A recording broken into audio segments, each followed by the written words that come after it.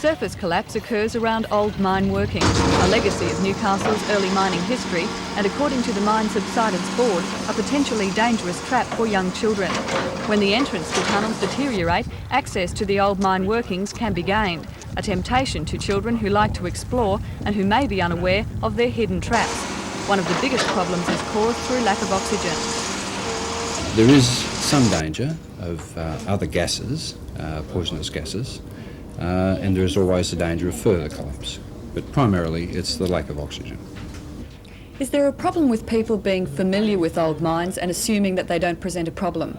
Yes, we've found that. And as a result of our campaign last year, we had 5 instances of old shafts and collapsed mine entries being reported, which had obviously been known to people for a long time, but they hadn't reported it to us. Gas, but the areas where surface collapse was found included Belmont, New Lambton, Adamstown Heights and Glenrock Lagoon. The board wants the public to report any more known fallings or exposed mine entries so that they too can be repaired.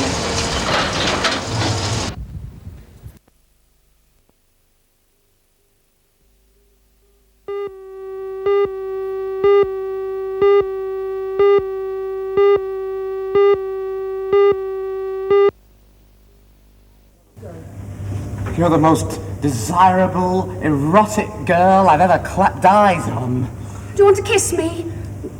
Of course I'd like to. I'm a bit out of practice, though.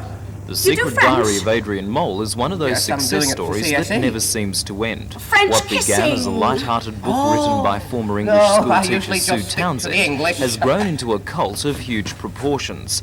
Adrian Mole is an impressionable 13-year-old discovering the complexities of family friendship and romance. And each funny episode is recorded in his secret diary. Adrian is played by Miles Buchanan, who is really 22 years old. The love of his life, Pandora, is played by Bernadette Ryan. The cast also includes the star of Steaming, Amanda Muggleton, who plays Adrian's mother, and former Perfect Match hostess Debbie Newsome. The show has played to big houses in Melbourne and Perth, and according to Amanda Muggleton, appeals to the whole family. It's got the youngsters in it, and it's got their parents, it's also got the grandparents interfering. And then you've got the old age pensioners, Burt Baxter and Queenie are old age pensioners. So it is appealing to all age groups, and don't think that it's just a children's show. It certainly isn't. A lot of the things go over the children's head, and it really appeals to adults as well.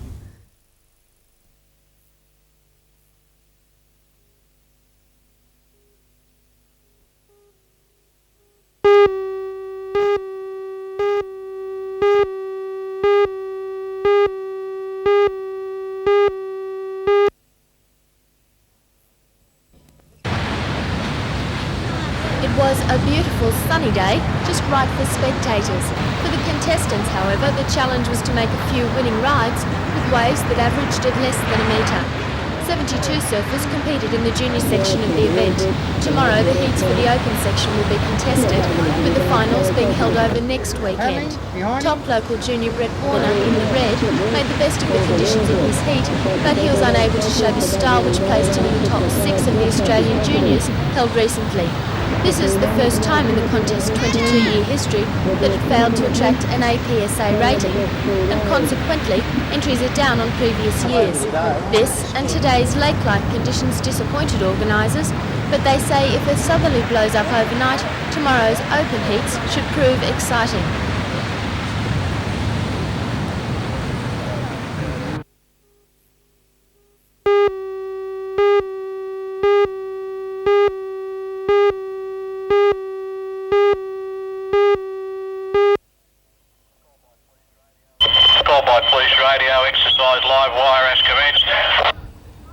More than 150 emergency personnel, including doctors and nurses from nearby hospitals, took part in the mock disaster at Cockle Creek, with medical students from Newcastle Uni filling the roles of the dead and injured. The scenario was 2 people had been killed and 18 people seriously injured. The passenger train derailed, bringing down the 1,500-volt power line. The carriage on fire also contained LP gas bottles, but the immediate problem for rescuers was to cut the power in the overhead lines before they could either reach the injured or put out the fire. Up to 9,000 passengers use the electric train service between Sydney and Newcastle each weekday, and organisers say Operation Live Wire has helped emergency services understand the problems involved if a passenger train did crash. The input of electrification into the Newcastle area, they've added that into the scenario here today to have the simulated wires falling down. And until the area was made safe, we had to be restricted in our movements within the area.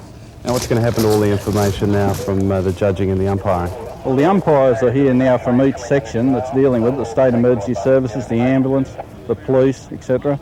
They'll assess the situation, give a critique at the end, and as I say, we'll learn by the mistakes made today or whether the operation runs smoothly or not.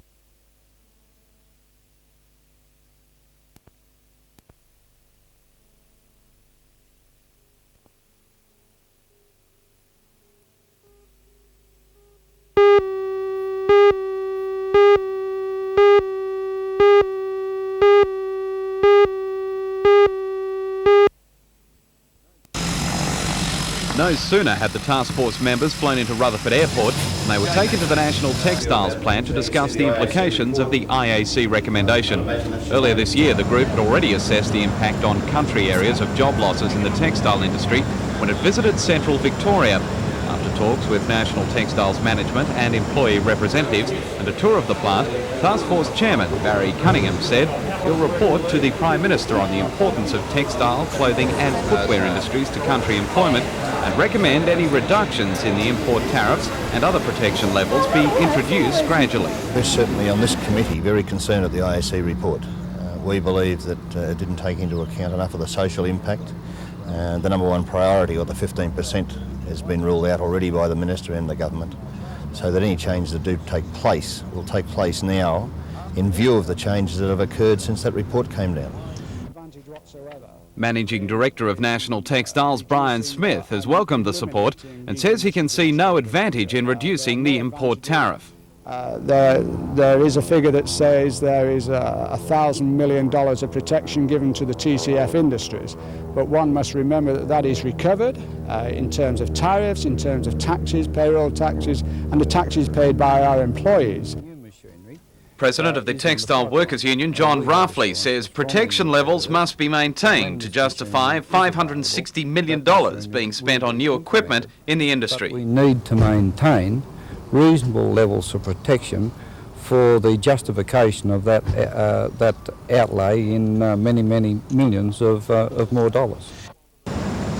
And while the reduction in protection levels could open the doors to imported products and cost up to 100,000 jobs across Australia, Task Force member Graham Campbell warns the Buy Australia campaign could also be under threat.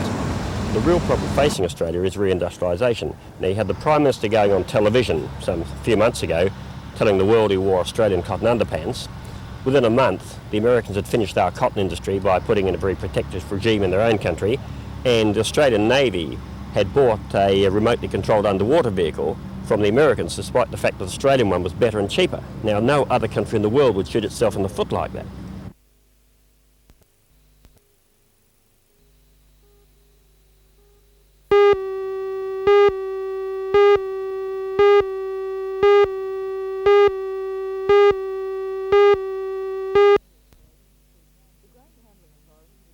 The Grain Handling Authority received $9.7 million as part of the continuing funding for improvements to the Newcastle wheat terminal. The total cost of the project is some $20 million and it's being constructed in stages. The current stage should be completed in April and will increase storage capacity by 30,000 tonnes. The money will also be used for the modernisation of the internal computerised conveyor belt system.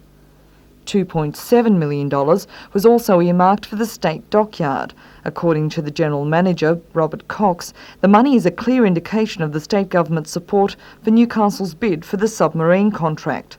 $1.6 million will be used for a high-tech computer control machining centre, with the remainder to be used for wharf and general upgrading. The Maritime Services Board is to receive $700,000 for preliminary plans for the construction of a workshop. The money will enable the MSB to start a project that was halted last year following protests from the residents of Carrington. The funds will be used for the planning of the workshop and in particular the search for a site that will be more acceptable to the council and the nearby residents.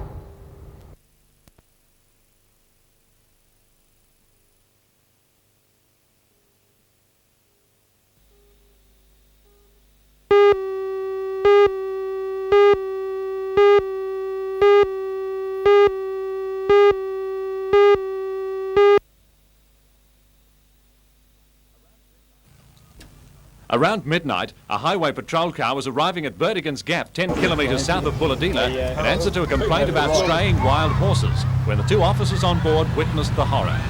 The brown Torana, carrying a family of 3, collided with a horse, which exploded as it tore back the roof of the passenger compartment. A 23-year-old mother from Auburn in Sydney, Florianne Nicole Badu, a passenger, was killed outright. Her de facto husband, 31-year-old Anthony John Wilson, was driving, and strapped into the back seat was her young son, Chad. Anthony Wilson and 19-month-old Chad were brought here to the Bulladila Hospital soon after the accident last night. Today, Tony was still too shocked to speak publicly about what happened, but I have seen them and spoken to both of them, and they are in remarkably good condition, considering the horror of the accident. Young Chad was covered by the innards of the horse, and it was a startled Constable Brett Martin of the Highway Patrol who discovered him unharmed, strapped in his restraint.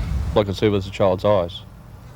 That's the only thing I could see, because the child must have been asleep at the time, had its eyes closed, and when it opened its eyes, so you could see it was the 2 circles, that's it. And how did you feel at that stage? Not very well, but main concern was trying to see if anybody else was alive in the vehicle. This is the scene of last night's accident, a bend on the Pacific Highway near the crest of Burdigan's Gap. The brown Torana came around the bend to the south of me, and as it started to climb the hill, the horse came out onto the road, giving the driver no chance of stopping. And horses have been a problem in this area for many years. Herds of up to 40 at a time have been seen by many people, and according to the sergeant in charge at Bulladila, Sergeant Gary Hughes, there appears little that can be done about it. Well, the local people are aware of the problem, of course, and most of them do say that when we reach that area where the horses are known to be, we make an extra precaution of slowing down even more so. They know the area around here is bad. The whole of the highway has suffered its share of accidents, and there's no real answer to why this thing happens, and the horses are just another problem that people have got to overcome.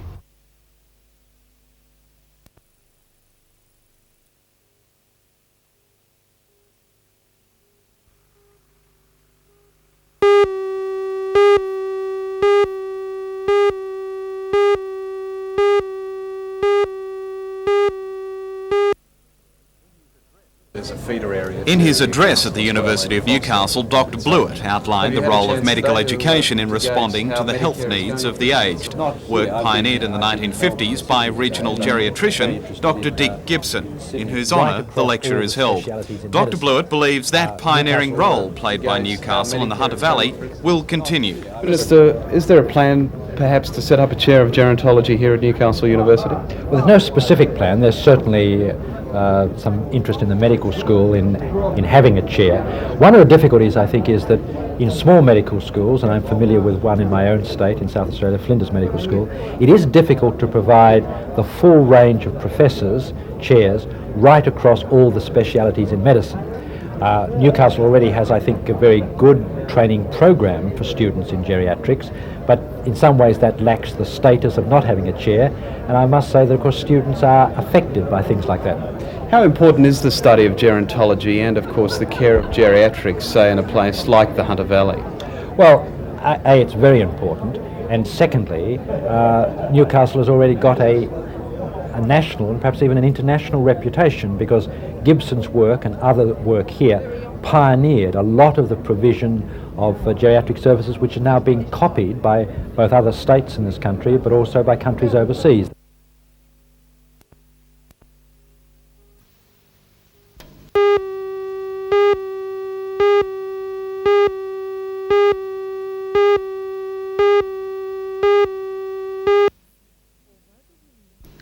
Although the Williamtown Hornet simulator has been in operation since April last year, it's only just completed the shakedown phase. A second simulator will be installed at RAAF Base Tyndall in the Northern Territory, which is the planned base for number 75 Hornet Squadron. The cost of the two trainers totals $23.5 million. In his speech, Mr Beasley said that regardless of economic circumstances of the day, the forces must continue to pursue the most cost-effective means of applying the government's and taxpayers' money.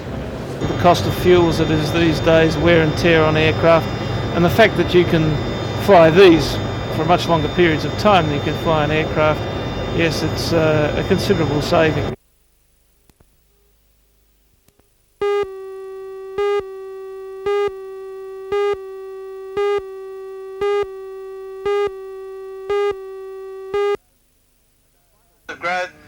Despite a winter season which many locals say has been the driest for 50 years, the 1986 Singleton Show has attracted a high standard of entry.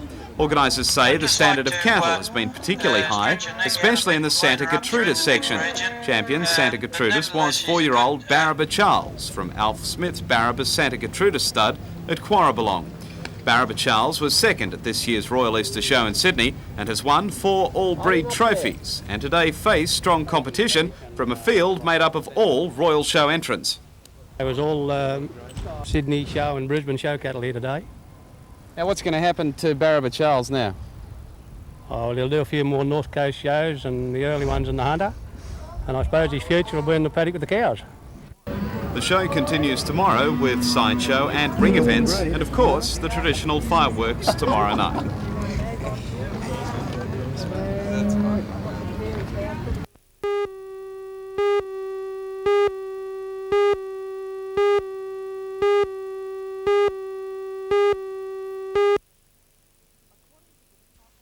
According to the Department of Consumer Affairs, it's these documents that are of vital importance when anyone enters into a contract with a door-to-door salesman. By law, the consumer must be given these documents which state the buyer's rights, that they can change their mind only within 10 days of signing the contract. If they withdraw within this time, the company must refund the initial deposit. So what should people be careful of? Well, I suppose the first thing is that they should not be pressured into signing contracts. They should not allow a salesperson to use intimidatory tactics or sign now for the discount, otherwise you'll miss out type strategies. Secondly, they should not pay cash for any goods until they've inspected them, because cash transactions do not fall under the protection requirements under the Door-to-Door Sales Act. And I suppose finally, to remember that they do have 10 days cooling off in which they can legally cancel the contract.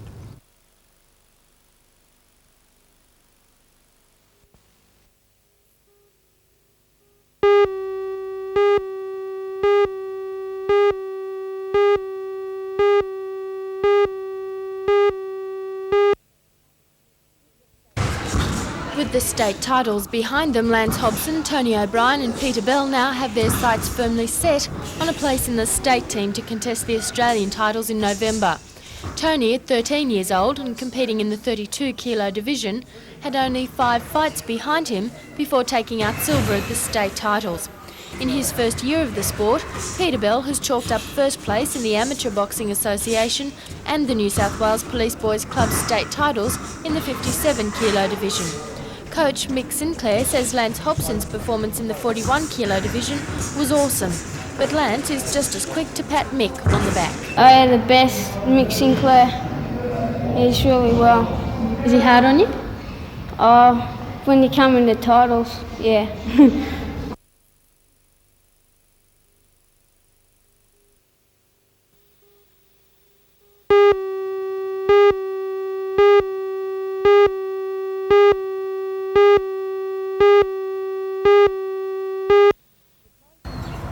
The closure of 14 binny shells at New South Wales schools was sparked by this incident. A dome at a suburban Sydney school collapsed in early August. It was unoccupied except for a cleaner who was shielded from the worst of the falling masonry by a stack of chairs. An investigation into the safety of the cement domes, which are reinforced with steel rods, was launched. And tomorrow, binny shells at Gateshead, Broadmeadow and Jesmond state schools will reopen, with some modifications. A steel tower about 3 metres in diameter has been built in the centre of each dome to provide additional structural support. The Education Department now considers the binny shells to be safe, although their uses have been restricted by this structure. For example, basketball couldn't be played here. For this reason, further tests will be carried out to see if the reinforcements can eventually be removed. If it's confirmed that the Binny shells in Hunter are in fact safe, then the towers will be removed eventually and we'll have them back in full use again. If there has to be some modifications made, then they'll be carried out.